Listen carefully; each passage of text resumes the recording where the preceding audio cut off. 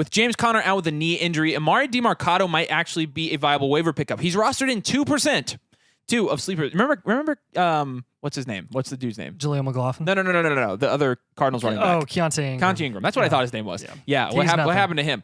So Demarcado actually got some playing time with James Conner injury. If you know, James Conner left the game with a knee injury against the Bengals. He is an undrafted rookie free agent. So this is a little bit new. He's 5'9", 215.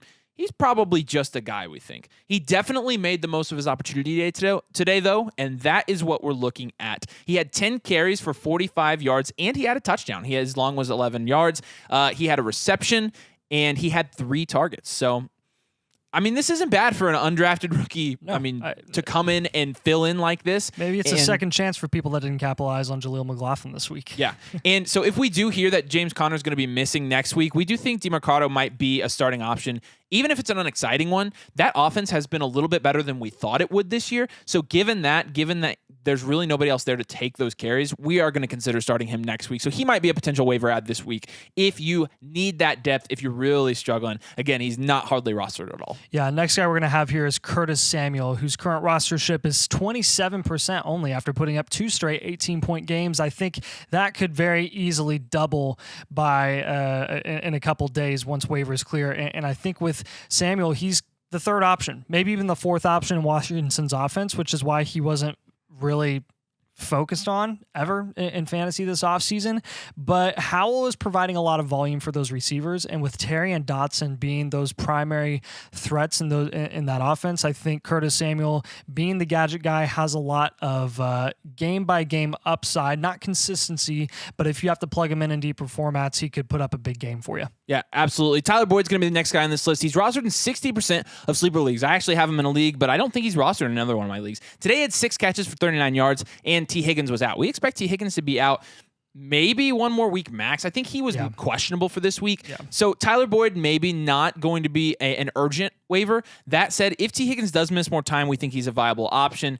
He is only 3rd on his team in targets. So Tyler Boyd in the past has been a fairly reliable streaming guy for fantasy football and dynasty fantasy football teams. But that being said, T. Higgins did put in a limited practice on Friday, so there is no guarantee he's out next week. So again, if he is out, and he was this week, I started Tyler Boyd. Tyler Boyd got me some points. I'm happy with that. But if T. Higgins does play, it probably is going to bump him back down to 3rd in the pecking order for the Bengals passing game next week. Yeah, a guy that's first in the pecking order right now with Javonte Williams out is going to be Jaleel McLaughlin. We had our own questions about his production last week in week 4, and then he goes in week 5, puts up 17 fantasy points off of 9 carries, 68 yards, 7.6 yards per carry, and I mean, he does great. He has an awesome game and gets a touchdown on top of all of that as well. He has some receiving upside, which is really nice. 4 targets, 3 receptions, 21 yards, and a touchdown. So that definitely contributed to his fantasy production. We're excited what he can do here in the future. I think, honestly, once Javonte Williams comes back, if they want to continue to utilize him,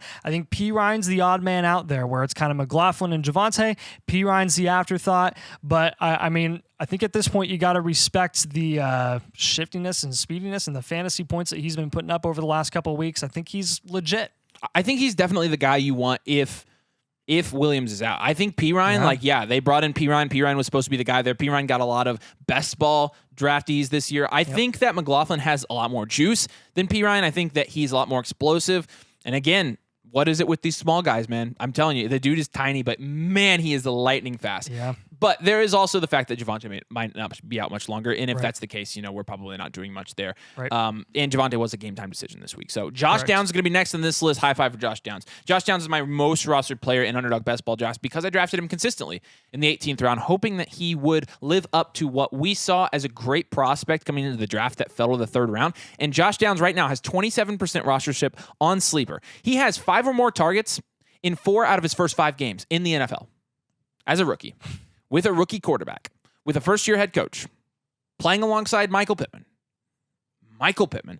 6 receptions, 6 targets, 2 receptions for 3 targets, 8 receptions on 12 targets, 4 receptions on 5 targets, and 3 receptions on 7 targets. So again, the targets are there. He's not just the short area guy.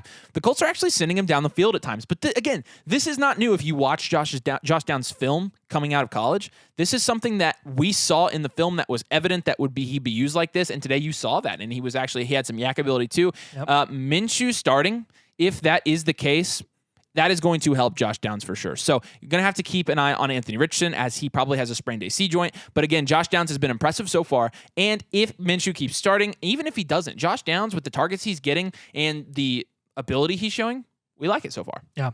Next guy we also like is Roschon Johnson. I know the production hasn't been what we quite expected as quickly as we expected, but he is out with a concussion. There may be some people that are crazy enough to drop Roschon Johnson in some leagues, and I think that's a really bad idea.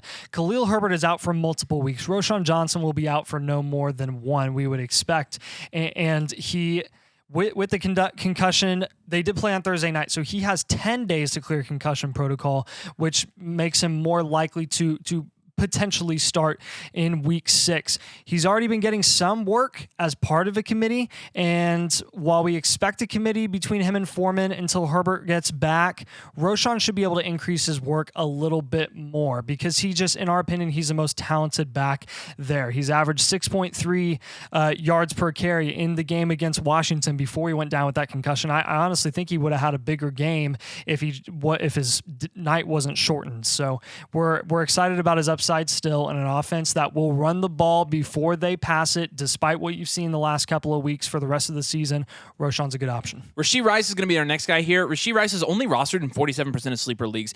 He was a must start for us this week, and it really paid off. For a rookie, and especially one in a Kansas City system where it's always going to be a different wide receiver, he's had some fairly consistent work so far this year in the Chiefs offense. He's had target games of 5, 5, 7, 2, and 5. So again, you're looking at, similar to Josh Downs, a guy that's stepping in early in his career. Obviously, he's playing with a great and veteran quarterback. But again, for him being in that Chiefs offense and obviously Travis Kelce dominating all the targets there, it is good to see Rashee Rice get some work. It's especially nice to see him with 5 red zone targets and 2 touchdowns already. Who predicted that? I know. Entering this week, the Chiefs had the 4th easiest remaining strength of schedule for wide receivers. So take that and run with it, in my opinion. I think Rashee Rice is definitely a guy that you're going to want to stash. I saw like 4 or 5 stash videos on YouTube last week, all of them with Rashee Rice on the cover. All of them look exactly the same, but Rashee Rice is a good stash, as you might imagine. Rice needs to be picked up in more leagues, both as a stash, but as an emergency starter. Today, he was a fine starter. And again, for us, he was a must start, and he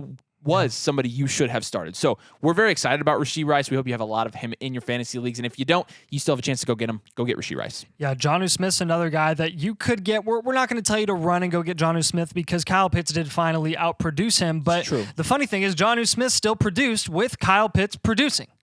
So I think at this point, you're like, okay, Desmond Ridder, not a very good quarterback. He's not providing a ton of volume. Well, in week 5, he did, and he's targeting his tight ends. He's targeting his easiest targets in Bijan Robinson. Even Drake London, he's very comfortable with London because London's such a great receiver.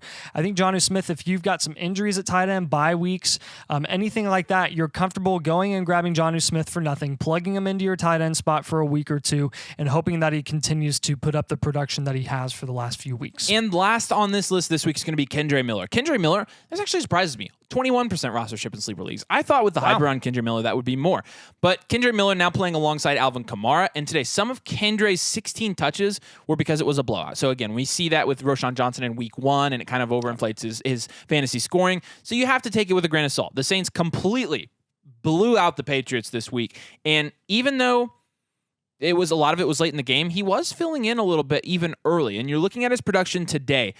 12 carries, 37 yards. He obviously averaged 3 yards per carry there. He did have 4 receptions for 53 yards, so he added 9 points through the air. That is what we want to see from rookie running backs like this, especially being able to get those targets playing alongside Alvin Kamara, who is known to dominate that type of work in that offense. Jamal Williams is going to be out till at least week 7, but Kendre is not really big enough. A big enough part of the offense to be a pickup in anything but the deepest of leagues, probably. And that honestly is why his rostership is going to be so low, and that's why he's going to be the last person on this list for us.